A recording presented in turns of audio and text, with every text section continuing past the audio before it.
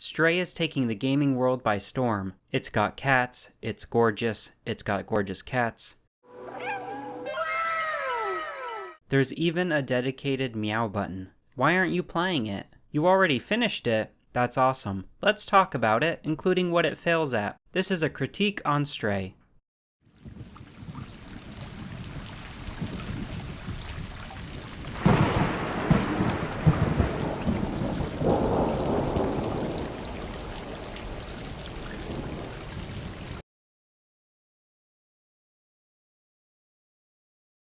This video will contain spoilers for the entire game. If you have any interest at all in playing Stray and haven't yet, come back to this video later. You've been warned. Although I don't watch trailers, read previews, or watch many YouTube videos about games, I did hear about Stray once or twice pre-release. From what little I gathered, it was a game where you play as a cat, and there were some images of sci-fi city streets. Although these things are true, they're not really the focus, or the impression Stray will leave you with over its 4 to 5 hour playtime. Instead, the main theme of Stray is front and center in the first few minutes of gameplay, although you'll probably miss it when first starting the game. What is that theme? Stick around and find out. Nah, just kidding, it's relationships. That's the theme of Stray. How we bond via understanding others, be they cats who don't speak, robots who can't remember their past, or a city disconnected from the rest of the world. Stray is an exploration of the bonds we form with others and our environment. At least, that was my takeaway. And that's the beautiful thing about art, it's open to interpretation. Regardless, anyone who's played Stray will surely say relationships are a theme, if not the central one. The game opens with a raging thunderstorm, while you, a cat, shelter in a maintenance tunnel with 3 other cats. All of these cats are cute, and they're your cute little cat family. A gang of cats, you could say. You can walk around a bit, get used to the basic controls, and press Y or triangle to interact with your cat friends. It's a good way to begin building a connection with game characters without using dialogue. They could have made the cats be special cats that talk, magical cats, alien cats, or fitting the game setting, robot cats. But nope, they're just cats. I'm getting tired of saying the word cats, so we head to bed.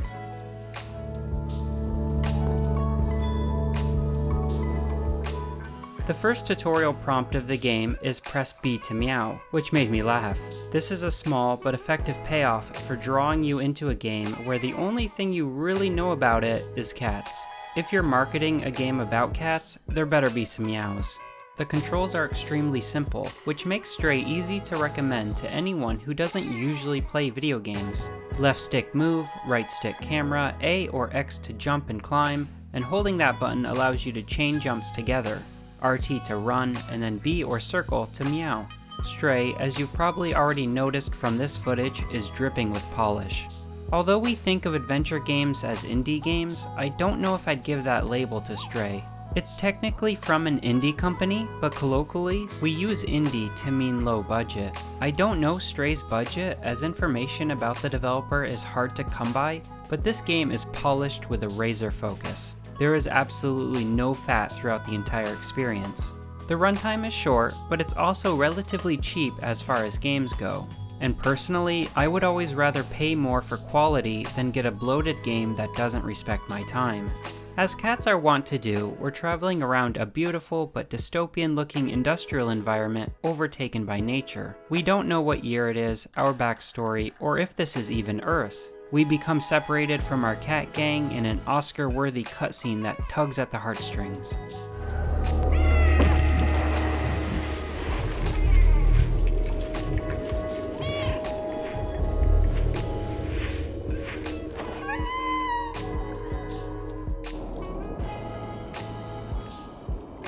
We can hear our cat friends meowing and meow back, but we're so far separated, there's no choice but to press on. Thus beginning an adventure that'll have us being chased by Zerg-like monsters, reunite families, make lifelong friends, and free a city.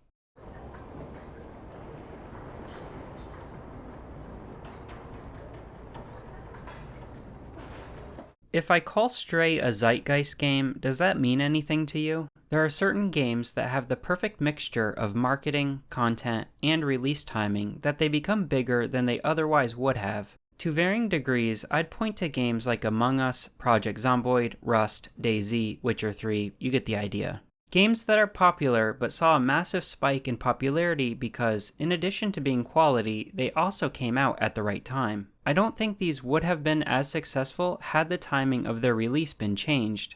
Again, that's not to say they're bad, quite the opposite. You can have all the eyes in the world on you, but if you're not entertaining, it'll mean nothing. Stray's another example of this. It was released both with no adventure game competition and not much video game competition overall. Elden Ring's already been out for a few months. A few first-party Sony games were released on PC earlier in the year, and Warhammer 3 was released, and oh god, what a shit show that was. But yeah, there weren't really any big games for gamers or even games media to get excited for. Stray, meanwhile, has the internet's favorite animal, cats, is available on basically everything, and it costs less than AAA games. The perfect set of circumstances. It also has graphics. Never underestimate the power of graphics when it comes to hype. Y'all will complain that you want better AI systems, more interesting gameplay mechanics, and something new and interesting, but what do we all buy? The pretty games. And Stray is a dang pretty game. While Stray is a great game, and we'll get to why, I can't help but feel like the attention it's gathered is somewhat undeserving. Not because of the quality of the game, it's a fantastic game that pushes adventure games as a genre forward, but I guess the issue is, adventure games are an incredibly niche genre. They're far from mainstream. An adventure game without any meaningful combat getting mainstream attention and praise is just pretty surprising. I'm also using adventure in the sense of point and click, or wander around and talk with people adventure. Grim Fandango adventure, not Zelda adventure. Fans of the former will certainly come to love Stray. See what I did there? Come to love, like a stray cat? Nah, never mind.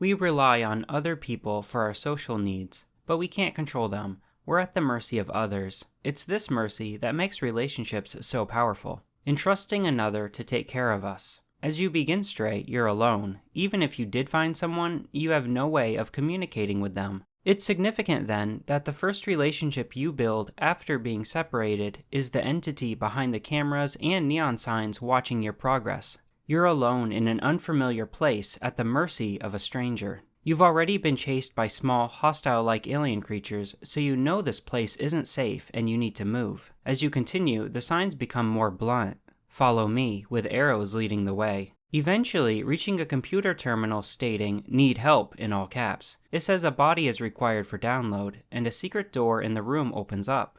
Your only means of responding, because you're a cat, is stepping on random keys. Again, this made me laugh. Although much of the context around Stray is depressing, it never feels too oppressive or dour. It's making the most of a bad situation and finding joy and silliness organically. Not hard to do when you're a cat. Inside this secret room, you'll find an old, deactivated humanoid robot next to what looks like a futuristic coffin. What's that literary device called? Oh yeah, foreshadowing. On top of the shelves, you'll also find a small piece of machinery. Bring it back to the main computer terminal, and the mysterious friend who's been signaling us via neon signs and CRTs transports themselves into this machine, granting them a body.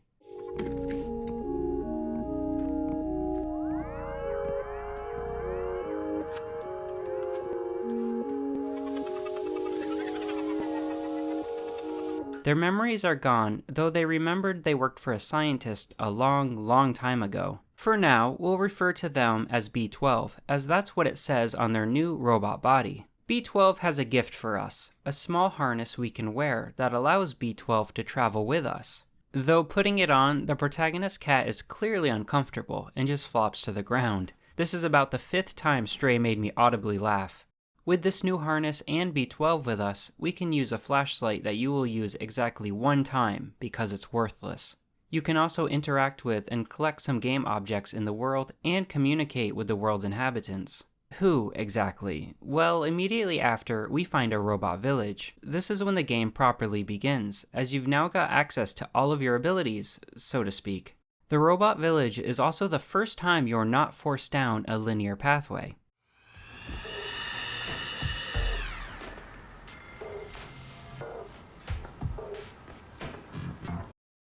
Stray's gameplay can be broken up into 5 segments. Small open sections where you must explore and gather items to progress. Think collecting 5 journals in order to convince an NPC to help you, or collecting a construction uniform for an NPC so they can sneak past an area. Trigger A so you can do B and then you can go grab C. The second is linear chase sequences that have you running from the game's enemies, the Zerk. Next is linear progression sections where your progress is halted via very simple puzzles or platforming. And then stealth sections that start appearing towards the end of the game. And last, you have combat sections that have you using a modified flashlight against the Zerk. All of these stay for as long as they need to, which is about 5 to 10 minutes at most per segment, with multiple segments or instances of them occurring over the length of the game. While it keeps the game fresh as you're constantly changing up what's asked of you, it's incredibly shallow. Not bad, and it's far better than overstaying its welcome, but yeah, just shallow. I'm really curious what a new project from this developer might look like, with more ambitions and a higher matching budget that allows them to pursue that. I think Stray, as it stands, has a satisfying ending that doesn't need a Stray 2. I've become a bit jaded after so many pieces of media get sequels that eventually run the series into the ground, but here's hoping Stray is one and done.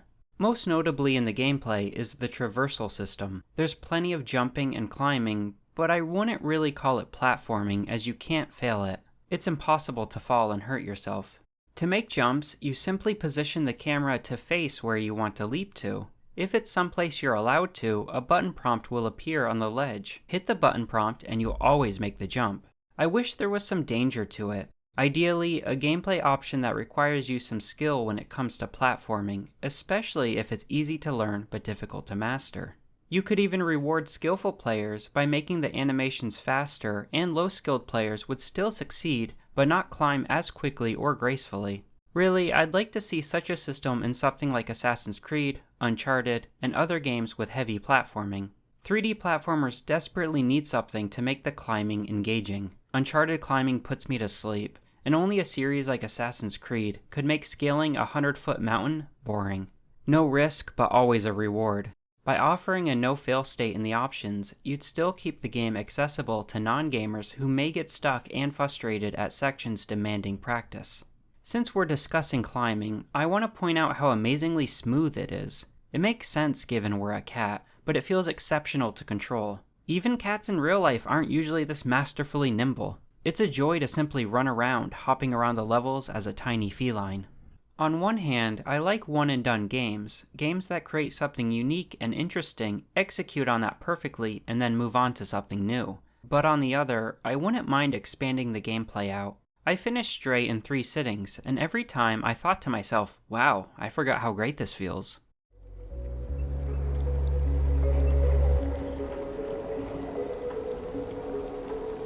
From the neon-lit city streets to the melancholic rooftops, Stray is a top contender for best-looking games. That feels hyperbolic to say, but I struggle to think of too many other games that have a graphical goal in mind and then execute on it as skillfully as Stray. To be clear, I'm not talking about polygon counts or particle effects. I'm referring to the art design, beautifully making use of nice, but not amazing models.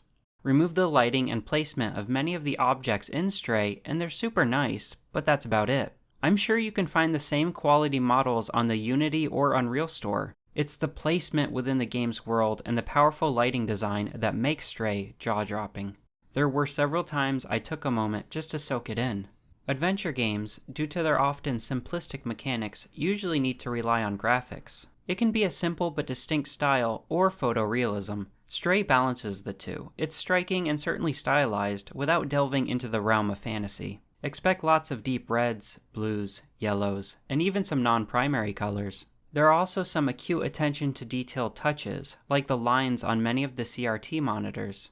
Unfortunately, the world itself, like many adventure games, is static. You can't really interact with NPCs, and they don't have any schedules or deviate from their idle animations. It's a lower budget game, so that's to be expected. And I think it's a great example of a developer working with the money they have and focusing that on what'll give them the biggest returns. The world of Stray is a ride for you to experience and not to live in. That may sound derogatory, but keep in mind, I'm saying the experience of the ride has been given so much love and attention that you're going to have a great and memorable time.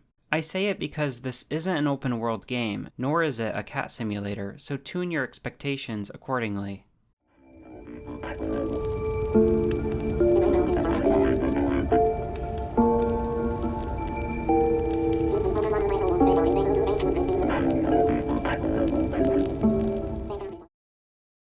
I'd like to take this time to delve deeper into the game's plot, so if you've watched until this point and you're considering playing Stray, this is a final warning.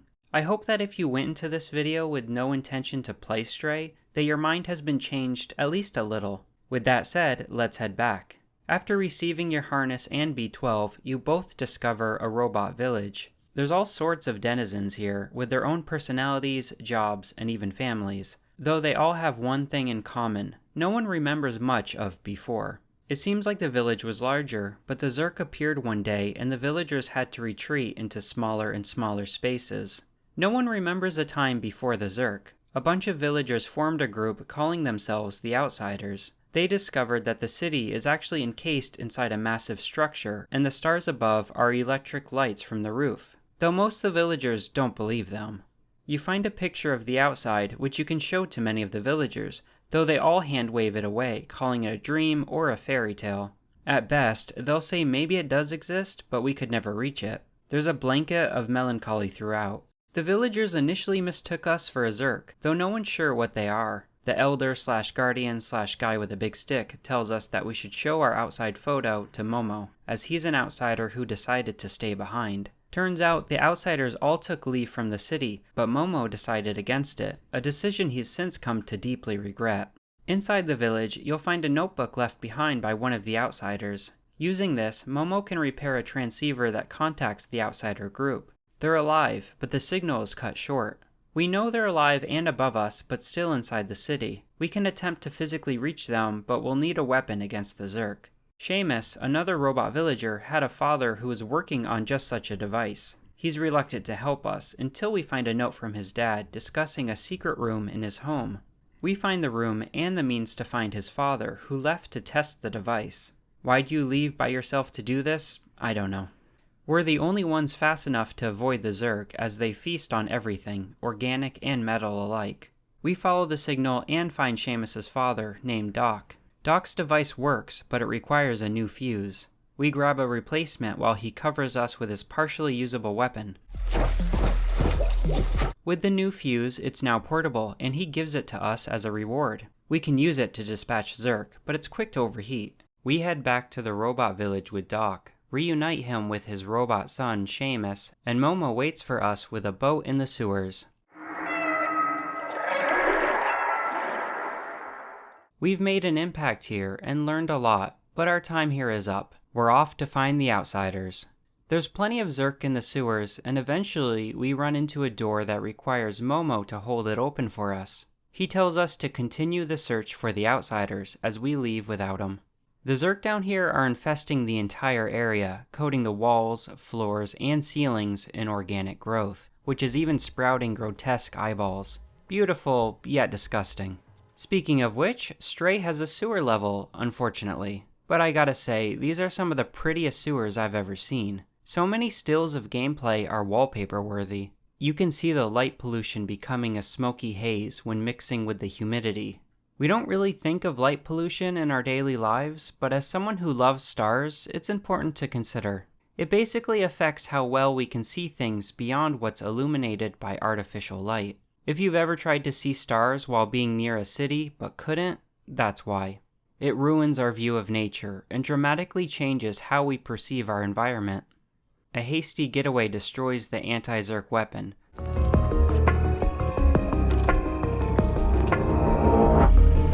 But thankfully, we don't need it as we find another robot village. This one taking the shape of a massive tree entitled Ant Village. Ant Village holds another sarcophagus, like the one where we found B12. This one, however, brings back B12's memory along with a revelation. B12 wasn't assisting a scientist. B12 was the scientist. They were sick, and this tomb was their last hope. They uploaded themselves into the network, but something went wrong during the process, causing them to get stuck for hundreds of years, alone. Until one day, a cat appeared, the only living thing to enter the city for who knows how long. Inside the village, we meet Baltazar. He tells us that a robot named Clementine can help us. However, they're further on, in a massive city called Midtown. Baltazar gives us Clementine's address and a picture, so we press on past the village.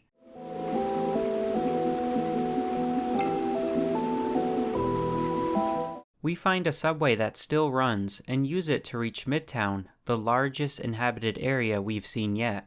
The developers of Stray stated that the game was heavily inspired by the now destroyed Kowloon walled city. This area was ungoverned with no laws and the densest place on Earth before being torn down in 1994.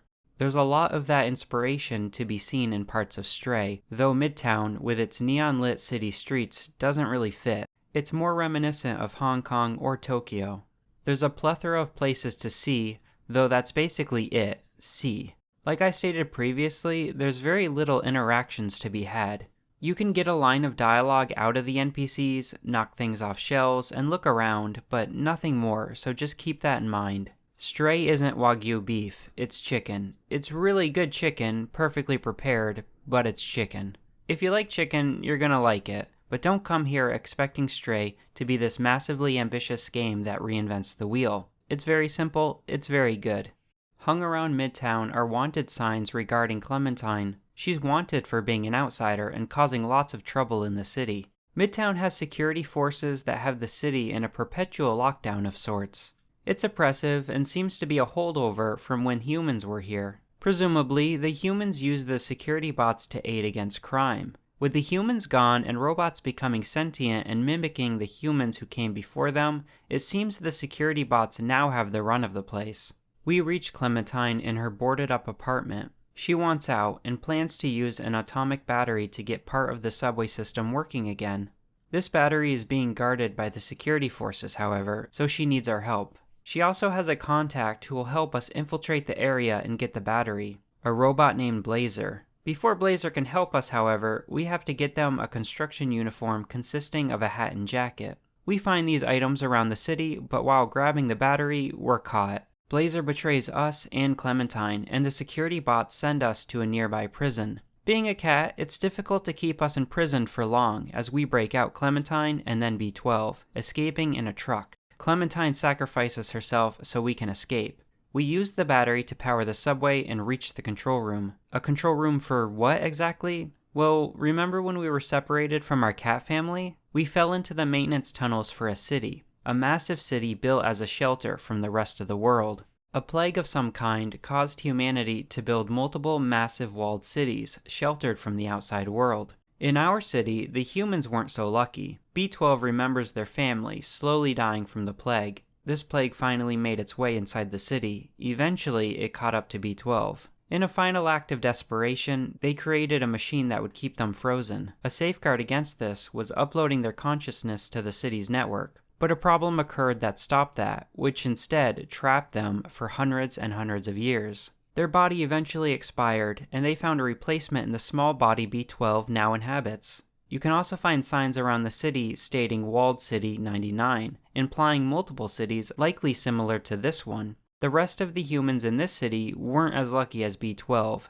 dying due to a lack of resources and the plague. Since we came from the outside, B12 presumes it must be safe for life again. What's the deal with the Zerk then? Well, around the city, you can find signs that say Nico Corporation. This is the corporation you'll also steal the atomic battery from. They were responsible for many of the services around the city, namely waste disposal.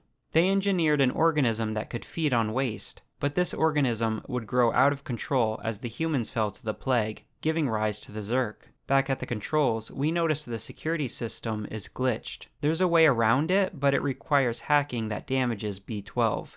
3 locks stand in our way. B12 can hack them, but it damages them every time. At the third and final one, it's too much. B12 has enough power to open the city, but it'll destroy them, and with that, the consciousness inside. They apologize to us, that we couldn't see the outside world together, but they've made their choice. They remove our harness, thank us for everything, and open the locks.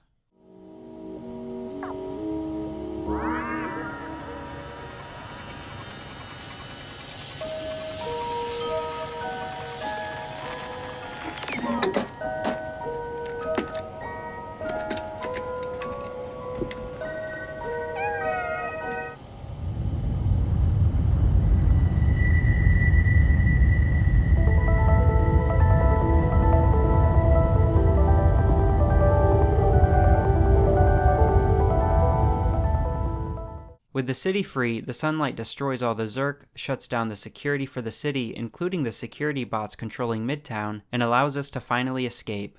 Being able to watch the city open up is enough of a reward for me. We run past the mindless janitor bots, exit the city, and feel the sun again.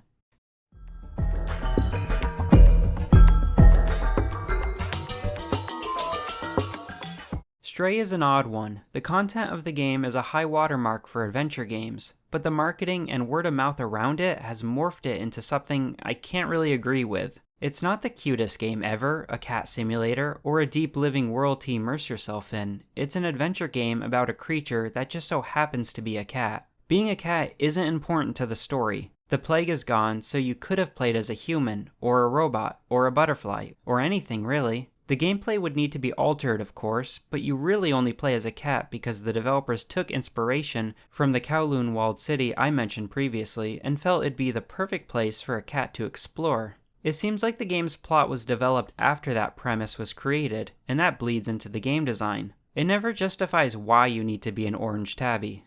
Ironically, you have the least characterization of all. That's acceptable, but I wish we weren't the same cat we were at the start of the game that we are at the end.